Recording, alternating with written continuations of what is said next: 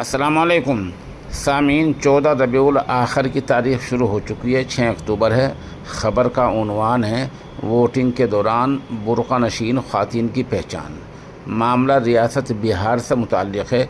آج دن میں چونکہ الیکشن کمیشن نے بہار میں چناؤ کا بگل بجا دیا، اعلان کر دیا ہے۔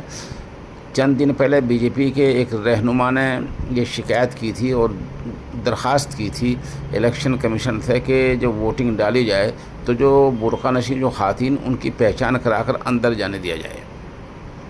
اس کا جواب آج الیکشن کمیشن یہ دیا ہے کہ اس کے لیے بوتھ سطح پر آنگن باڑی ورکروں کو جو خواتین ہوتی ہیں ان کو تعینات کیا جائے گا۔ آپ کو پتہ ہے ہر ضلع میں، ہر گاؤں میں، ہر جگہ آنگن باڑی خواتین کا ایک بڑا سینٹر ہوتا ہے، ان کو تعینات کیا جائے گا اور کہیں شبہ پڑتا ہے تو ان کے ذریعے ہی ان کی پہچان کرا کر اندر جانے دیا جائے گا۔